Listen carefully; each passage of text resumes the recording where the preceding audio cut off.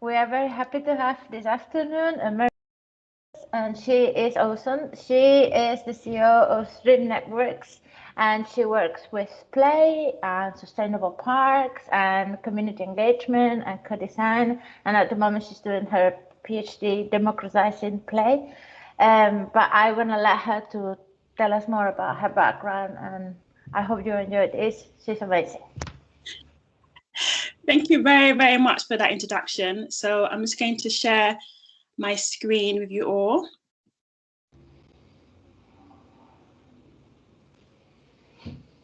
One second, my apologies. I have to get this, make sure this correctly. And share. Okay, so hopefully you can tell me, let me know if you can't see my slides. No, great. That is great. Okay, great. So as Matt already said, my name is Maire Williams. I am the CEO of Dream Networks, and Dream Networks is a social enterprise registered in the UK. I'll give you a bit more explanation about that. But one of the key things we want to do is democratize play and make play accessible for all people, regardless of your social demographic background or your physical abilities. So we're very passionate about making play accessible for all people. And the key way we do that is through co-design. So I'll now go on to talk to you more about play. So one of the key things that I believe is time for all children to play. So there's a range of NGOs across the developing world, if you want to use the word developing world, but in certain countries such as maybe Malawi, Kenya, places all around the developing countries across the world who want to now say we're going to engage more children in the ability to be able to play.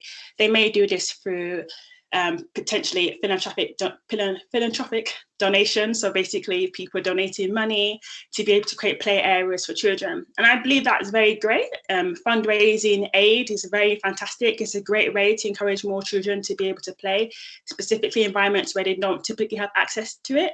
But I actually believe we need to make it much broader to enable all children to actually be able to play. And the way we do that is through working with the power of collaboration, technology, and compassion, to enable more play areas to be built that are resilient, that are equitable, that are safe, and primarily they're for disadvantaged children. So when I think of disadvantaged, it could be marginalized in terms of economic disadvantage. We work with businesses, schools, and communities to be able to create play areas. And specifically, we work with schools through creating a co-design program where the children themselves learn design skills and learn about science, about technology, about mathematics, about art, and are able to create their play area through that process. We work with businesses who typically fund our play areas and also provide volunteers when we do work in schools. And then we work with communities because our play areas are obviously built, we hope, and they're built in a community. So that might be a school community, it might be a community that's outside of a school. It's a social enterprise, so it's a business that focuses mainly on social outputs, and it's not a charity because it is quite entrepreneurial. It's trying to make profit, but all the profit must go back to social outputs. We've got two ways we work, two programs. One's called Love Plays, Dream Networks Love Plays, and one's called Safe Haven. And I'm going to focus primarily on Love Plays when we speak. So just it's always good to know about impact. If you're a social enterprise, you should care about impact. So just giving you a bit of a snapshot of where we are. We've worked with over 10 schools, and that's in UK, in Birmingham, which is in, I guess, what you call the West Midlands, in London, which is where I'm from. You might be able to tell from my accent, it's quite strong in London, and also in Bristol. We've also worked in Kenya and in Africa, 2 countries in Africa. We've worked with over 4,000 children, either through the workshops where they co-design their play areas, or actually through them being able to play in the play areas that have been designed by them and their peers. We've worked with well over 100 volunteers. As I mentioned, we work with businesses to be able to facilitate our workshops in schools, and sometimes even to help with building the play areas, and 2 continents, so Africa and the UK. I put some sustainable development goals because that's very important when you're thinking about impact and particularly social enterprise. The one that I guess we speak most to is Sustainable Development Goal 11, which is considering how we can make sustainable cities and communities. But you don't just work in urban. We also work in rural environments. So giving you a snapshot of some of the companies we've worked with. These are, some of them are international, like Atkins, which is a very large engineering design firm. Some are more UK based, such as Lloyds Bank, which is a large bank, which hopefully quite a few people know. And these are collaborating businesses. So as I mentioned in the beginning, we want to make play accessible for all. And the way we believe we can enable that is for enabling businesses locally and globally to actually invest in their communities through creating play with their children, and we co-design. Do you have any questions? Because I've spoken a bit. Let me know if you have any questions, if you want. Yeah, I mean, I don't want to interrupt because it's really interesting, man. So why businesses and why co-design? My two questions there. So why co-design? Why co-design is my first. Okay, why co-design? Oh, well, actually, I can just show you. Cool. My key reason I co-design is because I believe that we're no longer children. This is the most simple thing. If you're going to be designing products for any user base, you want to understand their needs, their purposes, how they behave. And children, majority of us who are adults who do the design process were children obviously some time ago, and we shouldn't always look back to our past. We should engage with the users themselves. And so particularly children are naturally, to an extent, depending on what what data you look at or what academic literature you review, children typically are inherently creative. So why not work with their creativity? Why limit our ideas, our mindsets based on what we adults believe is impossible and important for play? And I explain co-design more. Does that answer your question? No, yeah, brilliantly, really brilliantly. I've really taken, is one of the things that was in my PhD, is this notion that we don't understand kids. Because what you hear a lot is, oh, you know, it's quite simple with kids. They've got quite simple social lives. They don't. They have very complex lives. It's just not the same lives as us. So it's just really taken by that. You're not kids. It's a really beautifully phrased kind of summary of it, I think. Yeah. Easy way of doing it. So the next slide should probably help with this. So I gave a talk some years ago at something called the International Interaction Design Conference, and part of it was focusing on this. And I said, do we design for the experience of children, or do we merely crouch to 120 centimeters sight level? And I think that's about 7-year-olds, depending on what country you're in, because context matters. And I believe a lot of times we actually just crouch. We try and understand where they're coming from, but really try and understand where they're coming from. We don't actually understand their experiences. So I've got a few pictures. So the first one is what we see. So I see a bed. Kira, what do you see in this? What do you think a child may see in a bed? Oh, there's a trampoline. There's definitely a sharp corner that they could dive off. There's possibly a swimming pool there somewhere. This is me as a kid. Well, obviously you got that was. So what kids could potentially see? So like, yeah, obviously a trampoline. Whereas we as adults, or me particularly being a mum, I see a new mum. I see this as a place for me to relax and get sleep. Rest. But also a castle, a spaceship. I mean, absolutely. Exactly. There's no limits. And then Mal, what do you see from this? Can you hear me? Yeah. Well, I imagine my kid playing in my bed as if it was a castle, a Formula One car, a spaceship. It changed every time, the number of pillows and covers. Yeah, exactly. And then, so for example, like this one, I won't talk about what I see, but I have limited, because of the way I am, particularly I think it's very important. As we get older, I won't go into development theory, but as we get older, what we experience and what we see is often based on what society has shown us or what we've seen already. So I see basically what it says in the tin. Something from getting me from A to B. I'm probably too big for it. And this is just one idea, but a child might be much more adventurous and may think, oh, I'm going to go so fast in this. He's taking me here. I'm going to be dangerous. I'm going to have risky play. There's numerous things. And this is just one example. This one is quite easy. Potentially, obviously, we see a toilet roll. Again, you might see it's functional. But one example is a child might see it as a sword to like fight with, but also it could be used for sensory play and making a sound, somebody else listening to it. You can engage in it in terms of painting on it and using it to build structures. There's so many different things.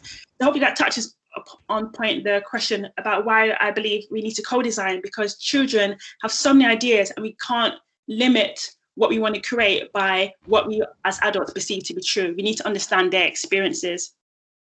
So one of the questions I also ask often is, why do we need a child's perspective? So this is quite interesting. So I'll talk you all through it. So this is I'm actually trying to remember what country it is, but this is a play equipment in a country I've forgotten, forgive me.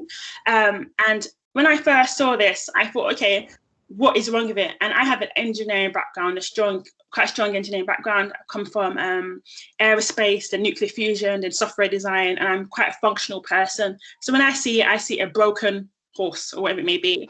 Actually, when I was thinking about children, and obviously I try to, as much as I can, embody what I know from literature, from what I've understood about children's experiences, but obviously co-design to get more. One thing I thought about it in terms of children really caring about social play. And this particular equipment, I just see a child going on it and two children having to be in opposite directions to each other, and therefore it not being social. So therefore it's potentially a poor experience for a child who may go into playground to socialize. And also it doesn't move. Not saying that's a negative thing, because you can obviously use your imagination, but just realizing that you have to consider how children often, how they want to experience life in a particular context. And in playground, often, not all the time, it can be to socialize. Just to add in there, it's just really interesting. It makes me think, what was the process when they wanted to make that? Because they're quite semi-realistic horse heads, and they went, well, it's obviously some guys, just or woman essentially, is just gone, well, if we put them together, they like horses, right? And there's two of them, so that kind of do. There doesn't seem to be any logic, right? Even the material, because even materiality, if you think about, I don't know, it looks like, to me, it looks like a cold material. It doesn't look inviting, but again, a child may not necessarily care about that too much. Now, this one is another one which I won't labor too much, but some things that obviously wrong for in there. That slide is too steep. The kind of child I was, I would have loved it. It would have been really risky. I would have loved it, but I would have potentially hurt myself because it's very steep. The runoff, which is the place at the bottom of the slide, isn't safe in any way. But what I actually put as an area circle is thinking about the space between the slide and the structure behind it. You can't really see it from this angle, but it's really small. So again, a child maybe running around, wanting to be free and not even having space to be able to move freely. So I put 3 words, which I think is really important in terms of my practice, and not just my practice, the work that many people do when they're trying to understand a user. So thinking, why are they playing? Why are they in the environment? How are they playing? And again, that's informed through the children, and who is playing. And one thing I really think is important is that often players are created without considering how the child might experience or interact with that environment, or their behavior patterns in terms of how they socialize, how much time they spend in a space, and their true needs. So the role of co-design, this is more of the detail. So this is actually something I think is useful to look at. So if you look at the left-hand side of the screen, you see something which I call classical participatory design theory. And it is not from me, it's from Sanders and Staples, it's part of their paper, which I can send you links to later. And first of all, it shows you classical theory in terms of participatory design. U is the user, R is the researcher, D is the designer.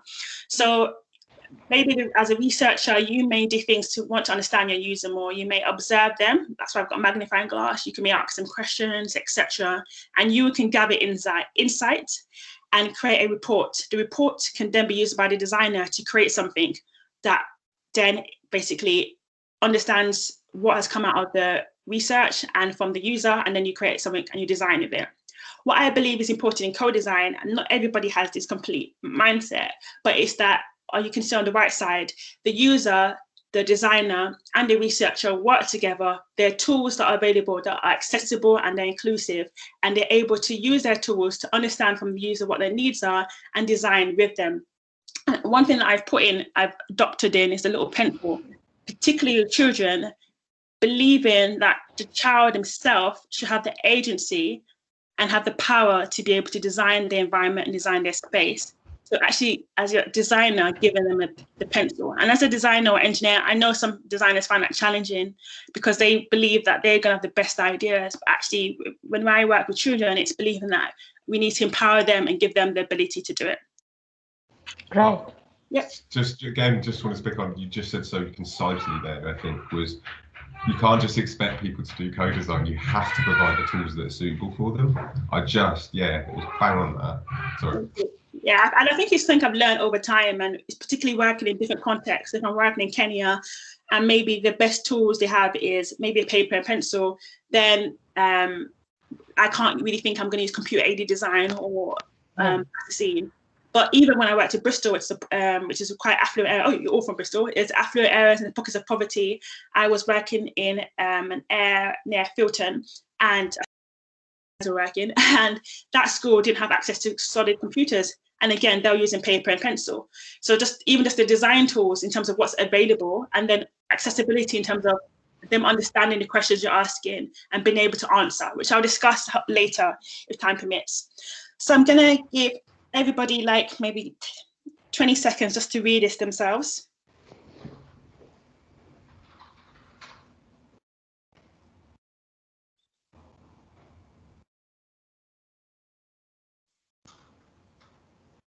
So I'm just gonna, hopefully you can contemplate this, but it's kind of it does echo some of the things we've said already. But the final part, where it says designers become interpretators of people's needs and dreams, and not just the creators of artifacts. So you're helping people be able to interpret what they're thinking are, what their thoughts are, what their perceptions are, what they dreamed of, or what could occur in the future. And you're not just being the ones to create. And I think it's something that kind of is radical, but really simple. And it's something that we should, throughout, I guess, society, be open to collaborate and use our skills as designers or researchers or whatever career we have to enable other people to be able to bring their dreams into reality. This is great, but this is really great because at the moment we are looking about the politics of the city and the city furniture and the urban spaces. So to see that the things and the artifact have powers and values and dreams on it is really catching up with our course. Thank you. No, it's good. So this is quite an intense slide. I'm going to go through it, but I also will provide you links.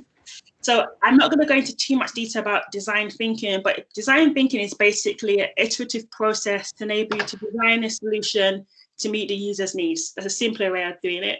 And what I've put in the background is something called the double diamond theory. And the reason I put that in the background is because it's something that I really use in my research academically, and also in. Yeah, we use this in our teaching as well, just to point out this is brilliant, because we use this as basis for our teaching at the centre, so ideal. Well done. Perfect. You all know it. I don't need to go for it. So you learn about it. No, definitely don't all know it, and it's brilliant to get it from you as well. It's brilliant because what we teach is also being used by other people. So please do talk about it. It's amazing. Okay, great. So I'm going to just first of all go through the double diamond, which is what you can see in grey. So the key thing about the double diamond theory, I think it was created by the Design Council, which is UK based, but other areas have used it as well, is from you in the beginning having a problem, where you have a problem statement, and before you start to come up with ideas, you want to discover more about what your problem is, understand the environment, understand the users more. And that means that you're exploring and you're expanding, and I guess that's what when you can see in the triangle, is expanding out. Then you start to define, based on all your research, all your discovery process, you start to define what the real problem is, what the needs are. And then again, it reduces onto you've got a definition, and then you want to start, when you want to define what your problem is from your discovery, from your research, you then come to the process where you start to develop ideas. Again, that creates more and more things. You're exploring, as you can see, the triangle, what you say the diamond's getting larger.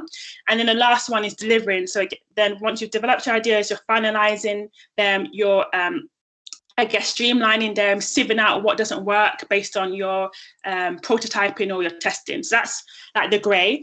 What I put in colour is what we do with our children. So we typically have about an 8-week period we work with children, but it could just be eight sessions, maybe around an hour or 2 hours, and we work with children who are 8 to 11, but actually sometimes younger, and also realizing different ages have different mental capacity about how long the classes can be. And I think even if you're working with people and you're co-designing, again, you think about how much time can they really listen to what you're talking to them about or being able to design. So with children, it's typically about an hour or an hour and a half of a break.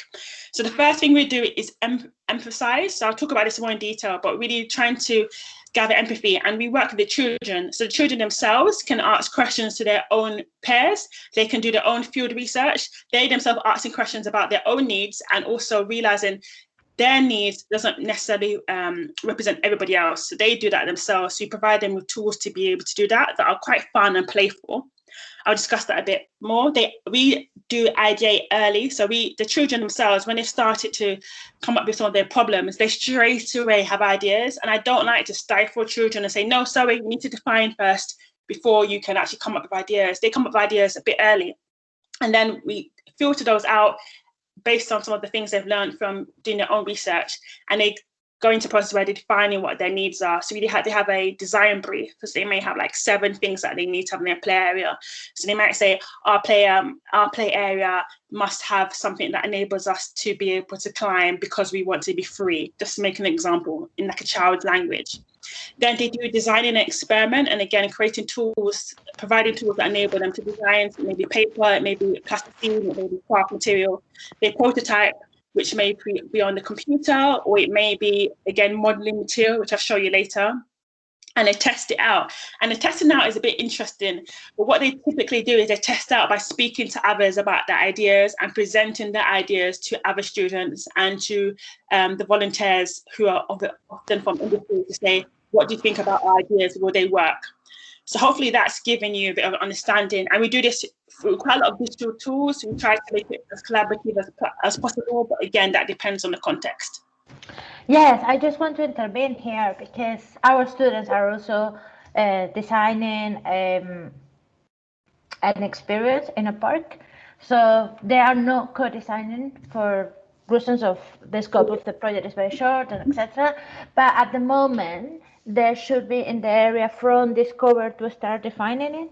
So by the time that when it finish, we should be in the middle of the double diagram. That's good. And then one thing I want to challenge on this, I won't go into detail, is that particularly learn from children. What I learned when I used to do design thinking, it was like, you've got ideas, but wait until you defined. I personally think it's a bit like an artist. I also used to, when I've got time, I like to paint.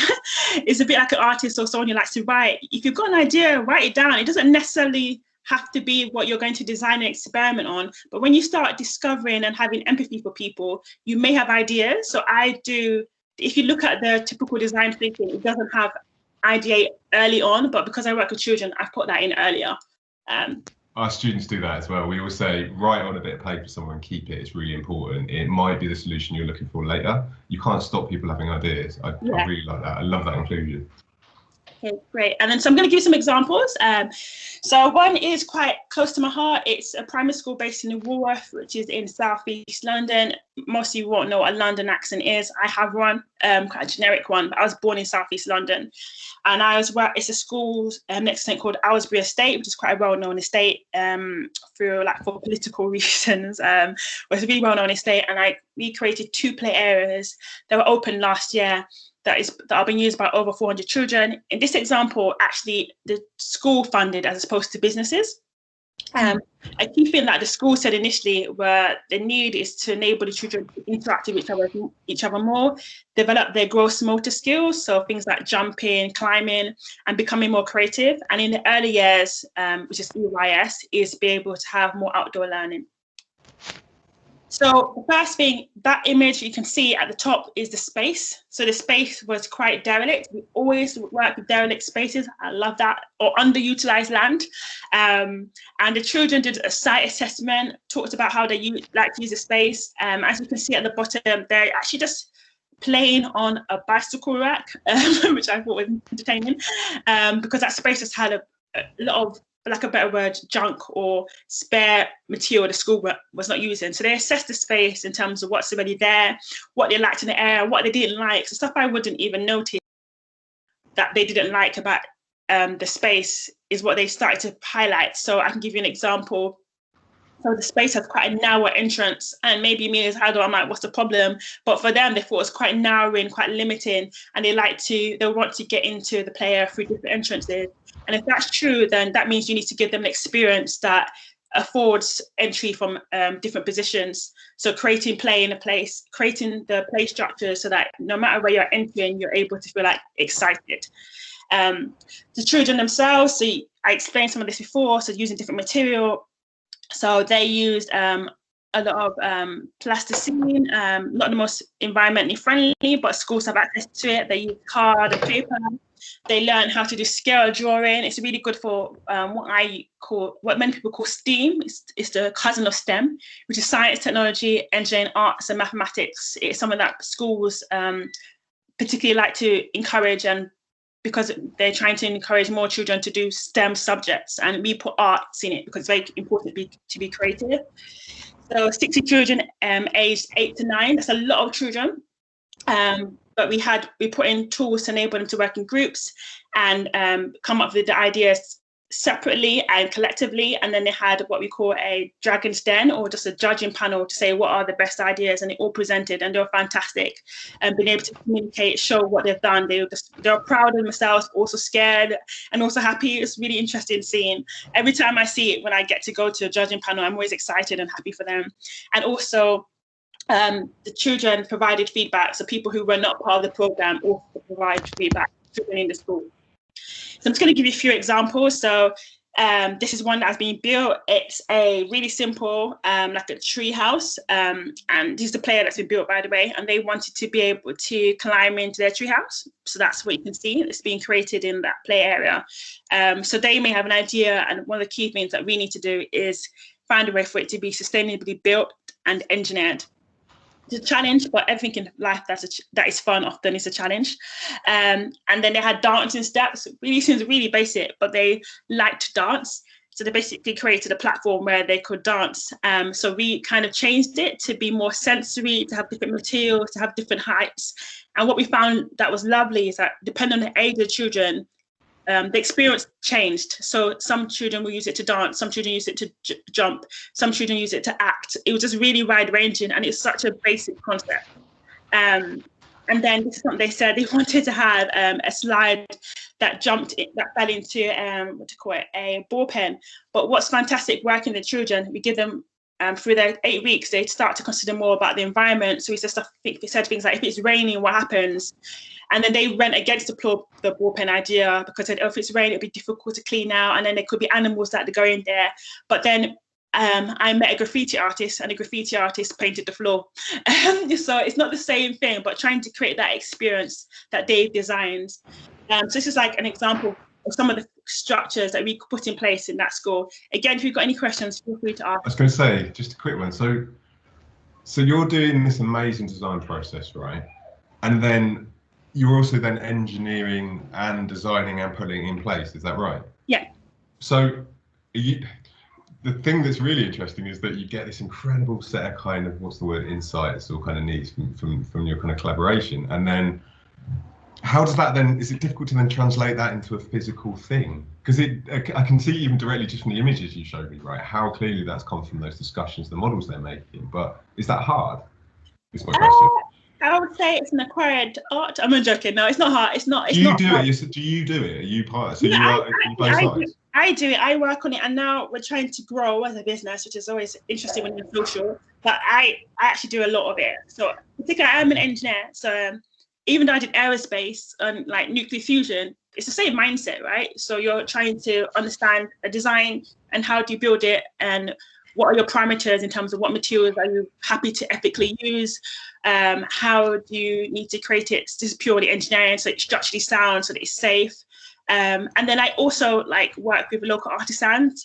And I love like getting their feedback after, because it gives them opportunity to do something that's playful, and they have to push themselves in terms of how they manufacture, because it isn't necessarily something that's already been created before.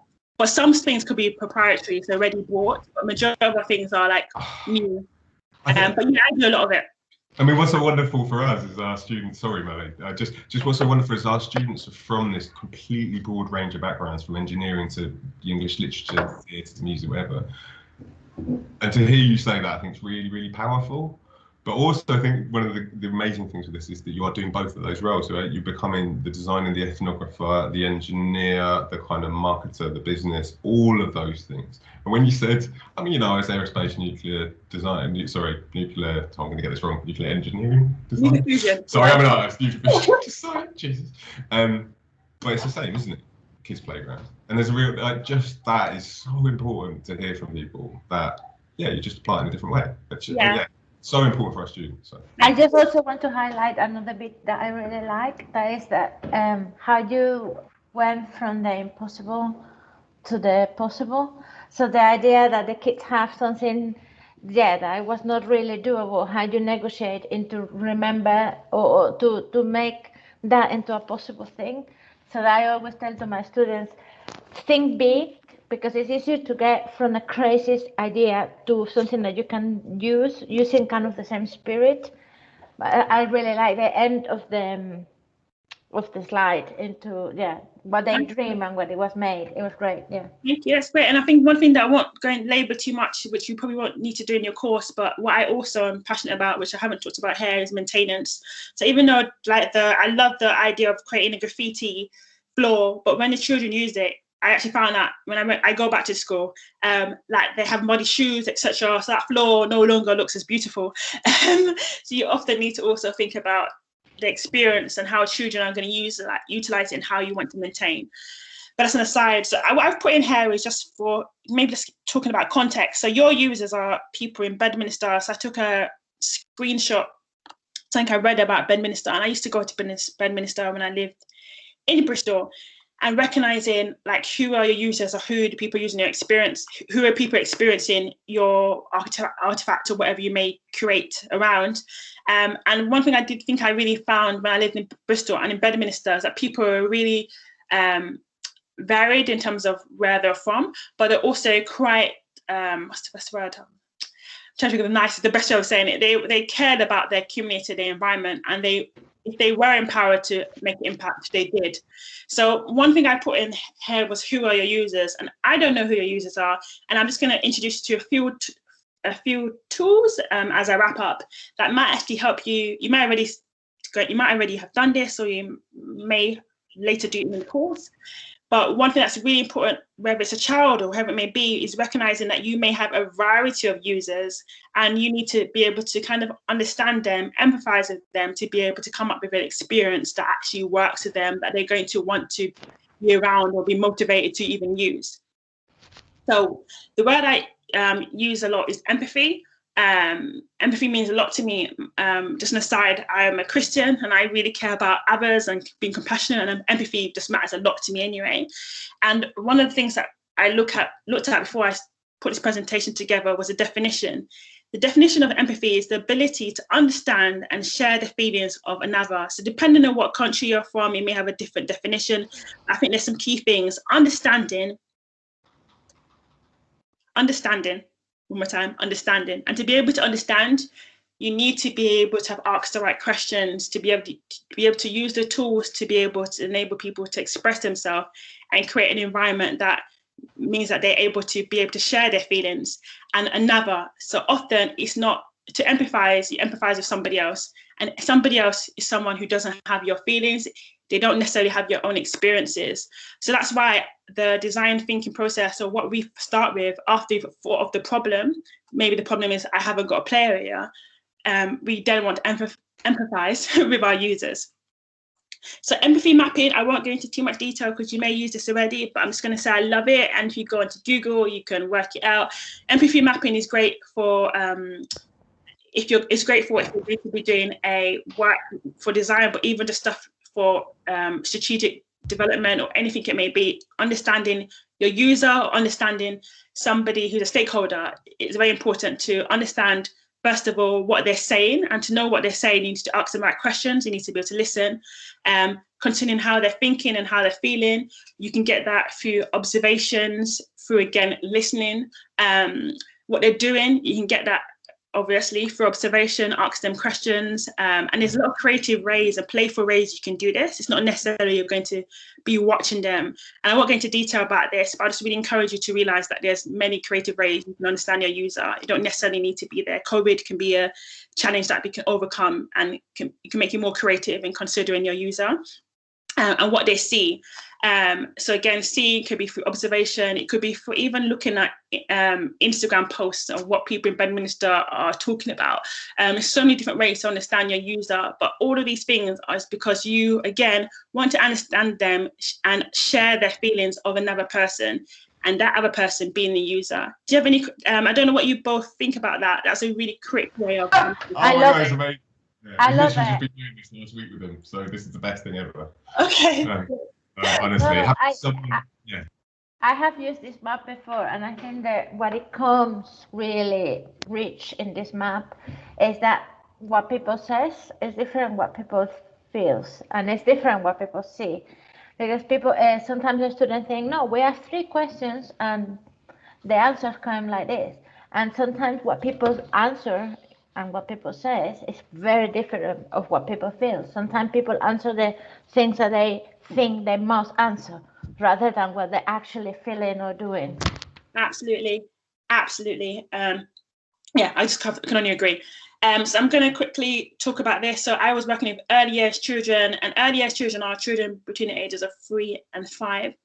So trying to understand what a person who's aged between 3 and 5 is feeling or saying or seeing can be quite a challenge. So I started with observations. So first I could see how they're acting. So for example, the children might not say to me, I like to dance, or I like to jump around, or I like to whiz around the space around me, but I can actually see them doing that. And so that gave me enough insight to start saying, okay, these could be some of the things the children enjoy doing. And can I just jump in there? Sorry. And it's not just, it's really clear from what you make, right? It's not just, oh, they like dancing. It's how are they dancing? Oh, that girl's standing on a pole. She's enjoying it. Oh, look, other people are watching. That's really exciting.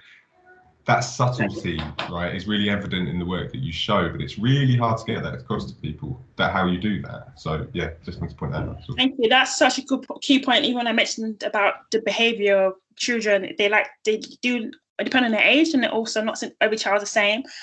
But developmentally, after the age of, what's the word, like different types of play, you go from parallel play to you go have parallel play, have onlooker play, collaborative play at this age.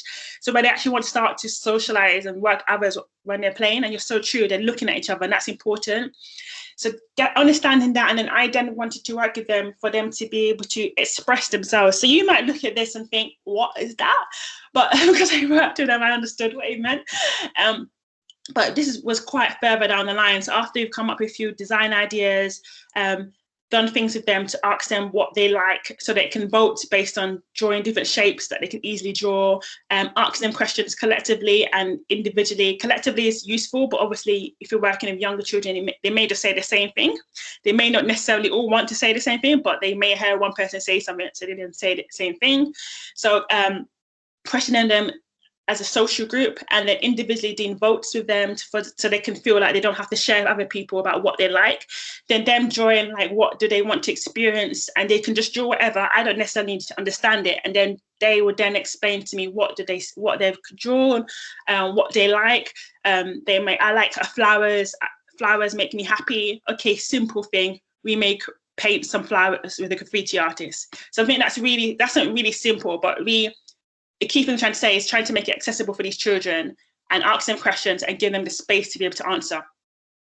So 3D CAD model, so the kids can create something that sounds a bit, and this is actually an old CAD model. It actually changed as we built it, but we need to create a model for parents or teachers or adults to understand and be able to experience it better. So then we could say, okay, we've created this is how we imagine the children would use it, what do you think? And then you can iteratively adjust it because it's been created on a computer. So that's something we've done. Then I'm only going to show you one thing that we created. So this is really simple in my opinion. It's a mud kitchen. It's very functional based on what the teachers wanted. Mud kitchen, awesome, yeah. Yeah, really but it's very functional in terms of what the teachers wanted, but it's interesting seeing how the kids used it. So as you can see on the children on the right, you can see a child underneath in the oven. So she's actually playing in the oven. I don't know how safe that is, but they loved it. They loved using it as a place where they could play. So we had created it so that hopefully you can see it on your right-hand side at the top. You lift the handle down, and the children, as opposed to pretending they're cooking, started to do hide and seek in there. Then what we did later, we had to change the design because of safety. It was no longer safe for the children to to use it in that manner. So we changed just the way you swing it open and also put shelving in. So it meant that the children weren't experiencing it in that manner because adults didn't find that safe. So I'm not going to talk about this now, but one thing I said about children and working with children and giving them a voice and co-designing fundamentally with children is giving them a voice and activating an environment that produces the experiences that they want to have. But you have to recognize whenever you co-design, there's other stakeholders, there's other people involved who may shout louder than the users, specifically if the users are vulnerable or the on voice, like children, other people can speak louder than them. So we always try to design to what they have created and involve the parents or teachers or whoever may be the adult stakeholder. But sometimes we do have to compromise for safety or because of what the parents wanted or teachers, which is fine, which is what you can see at the very bottom. So the just share an experience with my PhD. There was a girl who had a speech to text communication system, and one of the words on it was like a fart kind of, and she asked to put it on there, and the teacher eventually asked us to take it off. And it was like, no, because it's her choice to use that. Or what would you do with a kid who normally made that noise at the wrong time? Because it was like, well, you tell them off. And you're like, well, you have a conversation. I was like, well, that's what you do, right? But it was a really interesting learning point that for me. It was like, well, yeah, you can't just go, you can do what you want, but then you can't because we're not going to allow you to do that. Yeah, that's a challenge of co-designing or participatory design or anything like that. I think when you're working with different stakeholders, you have to really champion the voice of the user. So I think I'm on my learning slide. So one thing that I was want to take, one thing for you to take home, and again, this is something that I haven't created, an academic created it, but you have. I know this so well. Sorry, this reminds me of my PhD. Okay, great. So you have in a good way. You can have a user, and a user in its basic sense is someone who just uses the product, or they can test something they've already created. So you create a design or create the product, and they test it. You iterate or improve based on based on their testing. They can be an informant, so you can be asking them questions to inform your design process or your solution, or they can be your design partner. And that's what I really dream and hope to have, is that children are able to be partners. And partners for them to be able to be partners, you need to be able to ask them the right questions and listen deep. And listening deep takes time. And when I say listen deep, it literally is the word deep. They may say one word, but thinking actually when they've said that word, what does it mean? They've drawn that picture, what does that actually mean to them? What could that experience conjure up? And I know this may seem like a lot, but I'm so passionate about it. And it's actually something that's quite fun, listening deep. And even like in a relationships or marriage, whatever, you need to listen deep anyway. So it's a good skill set to develop in general. Make your methods accessible. So creating things that are feasible for the environment, for the cost, the income of that school or that community, but also thinking about users' sensory needs, or if anyone's got learning difficulties or someone's autistic, how do you account for that? This again is within children. Testing your assumptions. You often may assume something and actually find out it's not true. So do not believe if you're working with a park and you believe that actually this area of the park is not used correctly because it's like an area that's shaded and only homeless people go there, so therefore it's somewhere that no one will want to be. Test that assumption. You have to always test your assumptions, because the more you collaborate with people and have more understanding, the better you are, the more likely you are to create something that's inclusive and more people want to use. And then the last one is expect the unexpected. If everything you created is already done, then I think there's a problem there. And I'm saying that as a co-designer who often just want a climbing wall. I'm like, I wish you want something that's different, that's already been done. But also sometimes they do things that you wouldn't expect, and that's quite fun. This slide I'll go through really quickly, then I have my final one. This is a school in Birmingham, in a Ladywell, which is a really what you call marginalised school. What you see the volunteers working with a range of children, and they're basically saying what they want, what they don't like about that player. And as you can see, that the volunteers actually listening and just letting them speak, so they can just vocally speak. So they don't have to write, but they also have surveys. We also did surveys, so they're able to. Some children went around the environment, said what they wanted. Some children used surveys. Then, similar, like I mentioned before, having different material. So we get this school. We had a design book, they had paper, they had collages, they had air drying material, etc. And then they had their final judging panel, where this is the panel of people who met together. So these are volunteers, teachers, and students who listened to other people presenting and then gave feedback on what they thought was important and what was a good idea. And this is based on going through a 8-week or whatever it may be experience. They're able to really rationally say what they think is good based on not just what they think, but what they believe everyone else cares about, but also having the engineers or the volunteers there who often come from engineering or the technology background that can help them understanding what is sustainable, what can actually be built. Can I just really quick on that point, because I think it's really important, right? The really exciting thing, I think, again, that's really represented in your work is it's the process that is as important as the output for these kids. So understanding that you can sit in front of an engineer and they'll listen to you, right? And then you see the results of that when you talk about your sustainability. It's so evident in here that you're not just doing this as a token thing. It's like they are integrated into the process. I've seen a lot of this project, right? It's just so apparent from this how much you understand this and how kind of subtly it's done. And it's so easy when you do it to be like, oh, I'm going to do this. But actually, for our students to start to see this and start to unpick how much of a craft this is and how much of a skill this is so important. And I just think it's really evident from the work you've shown, but here particularly that people listen to you. Kept trying to emphasize that people listening to you. It's so hard to do that for kids. I was about to say the same thing. Usually there is like this myth that for designing an experience or a play, the story has to be the most important thing. And I actually think the most important thing is to listen rather than to tell the story. But because if you concentrate your efforts in telling a good story, you end up telling your own story. But if you concentrate your effort in listening deep and kind of build on each other's idea, that's a totally different animal. That's a real good point, really good point. And so I know we're past time, but this is my last slide in terms of content. So this is the, like I mentioned before, expected and unexpected, but recognizing sometimes children just design what they've already seen, and just realizing we can't, again, they have a voice. If they want to do that, it's absolutely fine.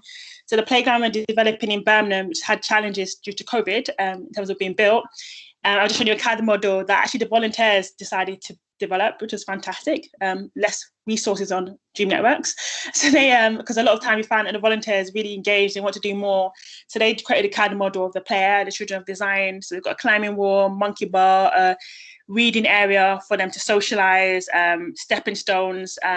What you can't tell is that they had done research on the ground, and part of the ground is waterlogged. So they thought about what could be put in a waterlogged area. So when I say waterlogged, it's got a lot of water. When it rains a lot in Birmingham, the water just stays there. So they thought about what will work in the different environments, which is good. And that's what the children thought about. Something that we created, like one of the first players we created, it's in Tanzania, and it's an elephant slide. It's as simple as that. It's an elephant in shape of a slide. And what I loved about it is that they created it out of metal. Well, I initially was like, we should create it out of wood, etc. And then this highlighted to me the fact there's termites.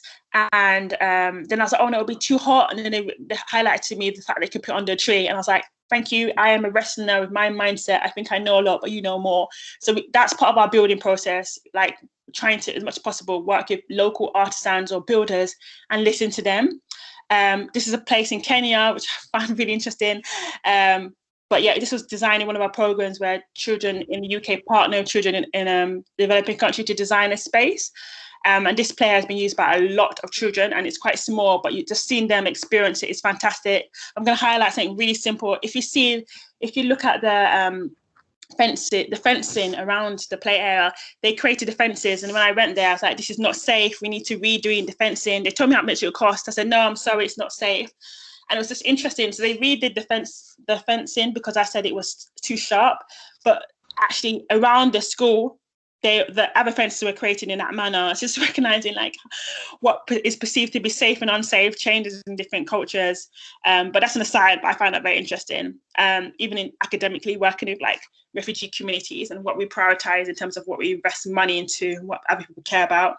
Then this is the last one I'm showing you. It's a school in Kenya and a school in Bristol worked together to create a caterpillar tunnel.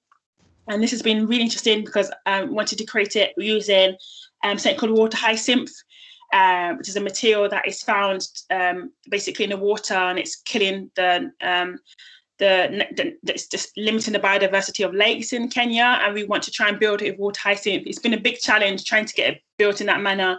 And I am tempted just to use fiberglass because it's just easier, but we're trying to think of sustainable ways of building. And that's in Kenya, but we've done more. So that's part of our more recent play areas. And I think this is my final slide. And what I've just said is together we thrive. I didn't create this image. It's from HSBC, but I just like it. It's like people who are Olympic cyclists running a race, and then you see a child and looking at a child's experience. So the child started like this, and maybe later on there'll be like an Olympic, and just thinking we can't limit what a child can do. We should just provide tools that enable them to thrive by working together. Yes, if you want to find out more, you can email me. I'm on maternity leave, but I do respond to emails once in a while. And that's our website, and that's our Twitter handle. Thank you for your time. I know I've gone over time. Don't worry about that. Thank you so much. I want to rescue a couple of things that I really, really like and that we've been discussing as a course. I like that you, at the beginning, said your values, like sustainability, compassion, and then you actually use one of those values as your tool. Your tool is empathize. Mm-hmm. So we're kind of doing that exercise in the course. And the other thing that I want to clarify more for the students and for you is that in this particular project, you are not really engaging with users. You are reaching the users through other ways, because this is a very short, very test pilot project. Mm-hmm. But take all of these lessons that Maire is sharing with you, because you're going to use this in the next term. And in so much of the stuff as well. Like, yeah. You just get so many of the things we've been talking about with them, and it's really hard to. So one of the things we do is get them to go and do stuff, right? To try and kind of develop some of these ideas. Because I think what I really took from your talk is you do this stuff and you mean it, and then you draw on theory, you draw on your experiences, you draw on your engineering, but actually you do this, and you do this in a really clearly successful way for young people. The result of it is sort of what you're intending. Just, yeah, brilliant, really brilliant. There is a million references and things I want to talk to you about. I'll do that outside of this. Thank you very much. Thank you so much. So, thanks very much. Right, I'll stop sharing now.